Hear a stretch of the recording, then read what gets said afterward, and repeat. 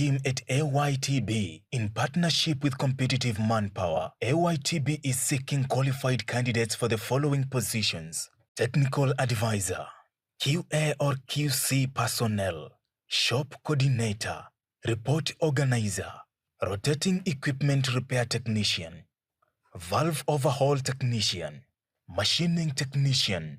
Contact us today on 0721 506627 or 0733 392180. You can also visit us at Waterseas Plaza, Kikorok Road. Alternatively, you can send an email to info@competitivemanpower.com. Apply now. Limited slots available.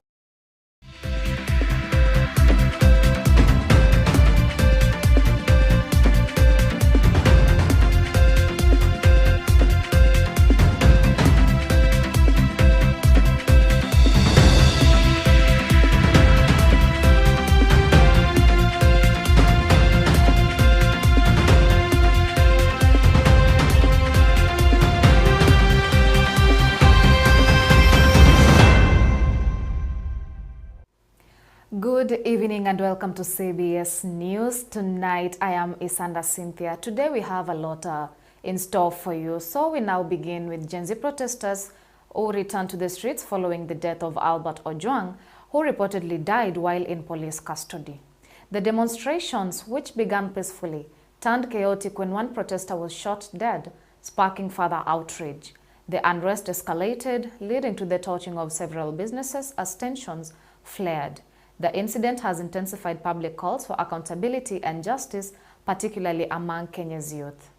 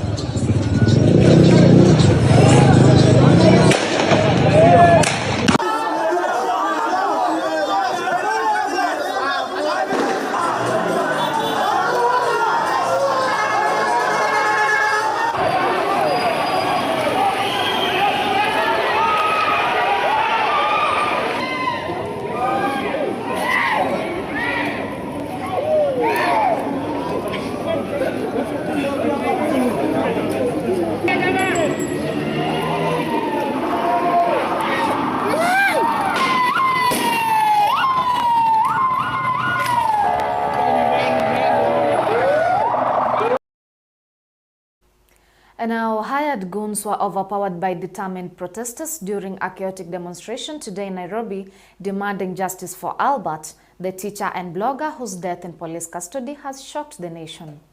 What began as a peaceful procession turned deadly when the suspected disruptors attempted to scatter the crowd. Protesters resisted, pushing back forcefully against the incursion. In the ensuing scuffle, gunfire rang out, killing one demonstrator on the spot. Eyewitnesses described scenes of terror as people fled in different directions. Several motorbikes were also set ablaze amid the panic, leaving thick plumes of smoke in the air and deepening the sense of unrest.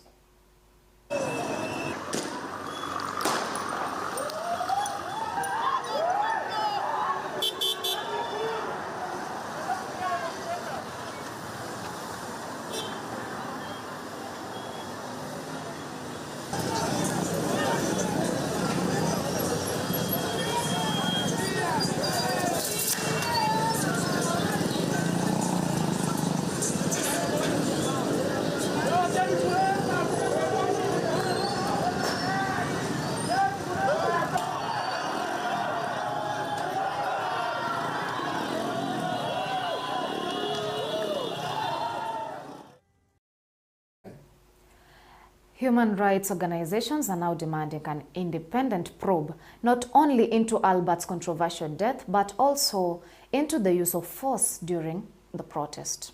And now moving on, in a shocking turn of events, Police Constable James Mukwana has broken his silence, shedding light on the chilling events that led to the death of teacher and blogger Albert Ojwang while in custody at Central Police Station. In his detailed statement to the Independent Policing Oversight Authority, IPOA, Mukwana directly implicated the officer commanding station OCS Samson Talam, alleging that Talam ordered the disciplining of Ojwang. Instructions he claims originated from Deputy Inspector General of Police Eliud Lagat. Mukwana narrated being summoned to the OCS's office during his shift, where he was warned not to question directives from above. He was told that an inmate will be brought in around 8 p.m. and that he should comply without hesitation or face serious consequences. Ojwang was eventually booked into custody around 9:20 p.m. Shortly thereafter, an orchestrated assault involving 4 inmates, Collins Ireri, Gil Amiton, Brian Maneki, and Eric Ndambuki, was carried out under directive. All 4 have been since arrested. Mukwana's revelation now raised serious questions about the chain of command, abuse of authority, and the broader culture of impunity within the service. And all police officers have agreed to be quiet. You are misleading the court. Explain. You explain. No, it's not. I might be wrong. Yeah, you're actually wrong because that's not what my friend says. Yes, please. Allow me to interject. I think counsel needs to focus on the paragraph in question. He has repeatedly asked the question and it has been answered.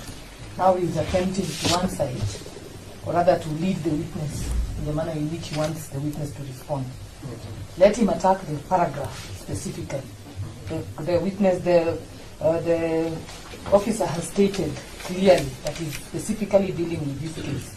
I'm very specific to this case. I'm not talking of any other traffic offenses or sexual offenses. In this case, it is evidence that the National Police Service has taken an oath called the Blue Code of Silence. No. No. Objection. He has not stated anywhere. Yes. He has not referred to the National Police Service. Let's be clear, that is a serious assertion. Your Honor, the paragraph starts in paragraph 32 that moreover, because key persons involved are police officers, wielding police powers, who from preliminary investigations have engaged in a web of complex cover-up, employing the Blue Code of Silence. He has started by saying it's a multiplicity of police officers wielding power, and that they're using the Blue Code of Silence. And that's what I'm putting him to task. Does he have evidence that from the Inspector General downwards, by rank and by name, anybody is doing that Blue Code of Silence? Some residents of Isiolo County have expressed support for the motion to impeach Governor Abdi Guyo, citing failed development projects and alleged abuse of office. They urged county representatives to resist intimidation and proceed with accountability measures. However, the High Court has issued conservatory orders suspending the impeachment process pending a hearing. In response, County Assembly Clerk Salad Boru Guracha has recalled a notice that had invited public participation on the matter, effectively cancelling the scheduled sessions. Governor Guyo faces accusations of appointing 36 advisors and 31 chief officers, despite Isiolo receiving one of the lowest revenue allocations nationally. The impeachment motion claims the governor failed to meet revenue targets and created a culture of fear by not renewing contracts for 20 chief officers while controversially extending 5 others. Mimi ya Isiolo musitishwe na mtu anaitwa Guyo. Jana gunzi zake kujaribu kufunja assembly. Na sisi tutatembea hii Isiolo usiku na mchana pasipo uoga. Hatutausiwa uoga. Exercising its constitutional mandate under the law and in compliance with the legal provisions. We have also been provided with the opportunity to provide our feedback in public participation exercise slated for Wednesday, 18 June 2025, and we strongly encourage all communities members to turn out in large numbers and participate in this important civic activity. And now moving on, President William Ruto has defended the Affordable Housing Fund, stating that including facilities like markets within residential areas is essential for creating sustainable urban communities. This comes in response to criticism from the Central Organization of Trade Unions, COTU, which expressed concerns over safety and hygiene in the proposed housing setups. Lands and Housing Cabinet Secretary Alice Wahome reassured the public that all units being built include essential infrastructure such as clean water, schools, security, and proper lighting to ensure safe and livable environments.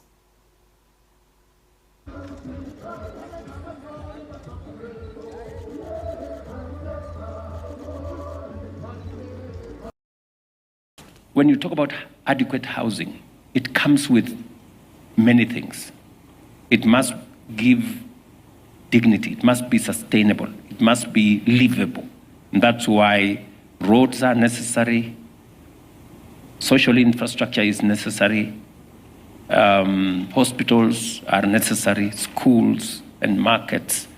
And we will continue to engage with stakeholders so that they can understand why this is necessary. My name is Chief Inspector Judy Nyathira, a proud owner of the affordable housing in Bondeni within Nakuru. The history goes a long way, how the police live from time immemorial in sharing, using a curtain, and you're sharing a house with your counterpart, no privacy, and a lot of issues going in there. From there, we were given again permission not to live in police lines and to go and rent houses outside. Your Excellency, that was a good step. But again, this is the greatest, where you're renting to own your own home. I'm proud that I've been in my home for more than a year, where I'm assured of my safety. In case I'm going to work outside, I know my family is okay. Social amenities, they're perfect. Water running all through, the lighting system, enough space, a place for children to play, and they can feel the comfort and they can feel living like any other civilian out there. So I must appreciate that it is a good step. All civil servants should go for it because it is changing lives. Parents have been urged to prioritize the education and discipline of their children to safeguard dignity and values of future generations. Speaking during the issuance of NGCDF bursaries to needy students in Tongaren constituency, Area Member of Parliament John Chikati expressed concern over the rising levels of indiscipline among youth. He emphasized that parents must be alert and proactive in addressing these challenges. Chikati also encouraged the community to support local schools and create a positive and conducive learning environment for all students. Additionally, he called on residents to avoid negativity and work together in unity to build a stronger, more progressive Tongaren constituency. Tongaren constituency ni kubwa. It has 6 wards. So hiyo pesa tunapata kwa ajili ya basari tunaigawa katika wards zote. Kwa hivyo utapata kwamba wanafunzi wa Tongaren ni wengi, lakini tunataka kuhakikisha kwamba kila sehemu imefikiwa. Ndio maana unapata hiyo mgao tunapeana haiwezi kutoshelesha maybe school fees ya mtoto wako. Tuelewane pale kwa sababu mgao ambao tuko nao hauwezi kutosha kusaidia kwa kukamilisha school fees ya watoto wote kwa wakati mmoja. Lakini kila mwaka tukipata hiyo kidogo, watoto wetu wataweza kusonga mbele. Sasa wewe mwenyewe ukuwe number 1 kusupport hiyo shule. Iwe namna hiyo. Number 2, kisasi cha sai cha wazazi. Tuwe watu ambao tunatumia lugha ambayo ni nzuri mbele ya watoto wetu. Jaribu sana uavoid maneno ambayo iko negative mbele ya mtoto, mbele ya youth. Kwa maana tumewaharibu. Ukiona mtoto anatusi viongozi kwa mitandao, ukifuata sociology, ufuate hiyo route, mzazi yake pia ana matusi. Tukiwa na college hapa, pia wanafunzi wetu wakiwa ndani tutafurahia sana. Kuliko tuwe na college lakini wale ambao wanasoma wanatoka mbali. Kwa hivyo mheshimiwa, tunasema asante na hapa tuko na mambo mengi ambayo bado tunahitaji msaada wako. Hata kuna shule nilikuwa nakungojea pale Sinoko Primary School, iko na changamoto nyingi, na wewe mwenyewe umenihakikishia kwamba utakapokuja AGM kule Ndalu St. Peter Secondary School utadouble mpaka kule Sinoko. Kwa hivyo tutafurahia sana ukifika pale ili uweze kuaddress zile challenges ambazo tuko nazo. Chesamisi Boys High School put on a strong performance in the Bungoma County Secondary School games, reaching the volleyball final but falling 3-0 to defending champions Namuela. Principal Christopher Serem praised the team's effort and condemned violent fan behavior that left several students injured. He called on sports authorities to take action, a call echoed by the school's sports head, Caleb Wafula Ndalila, known as the Buffaloes. Chesamisi also reached the quarterfinals in soccer and competed in other disciplines.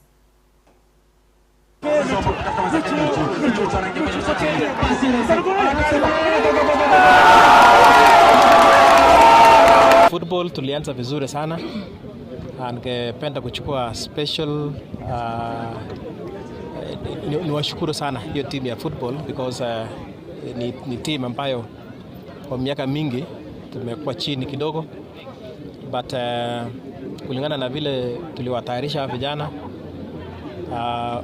waliweza kufika quarter finals ambapo tulimaliza na Bukembe. Soka tumecheza up to quarters na Bukembe Boys, tukapigwa 1-0 na Bukembe Boys, lakini wame misbehave, wamepiga my coaches and my students, and we are not taking it lightly. We don't know how that case is going to end.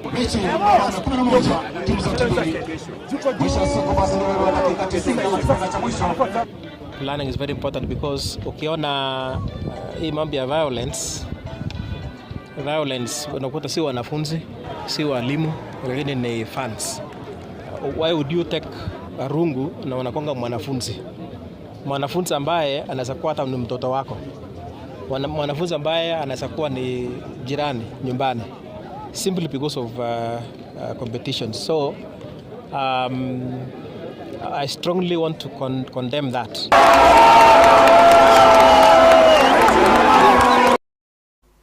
Now, the sports matters from Chesamisi Boys brings us to the end of today's bulletin.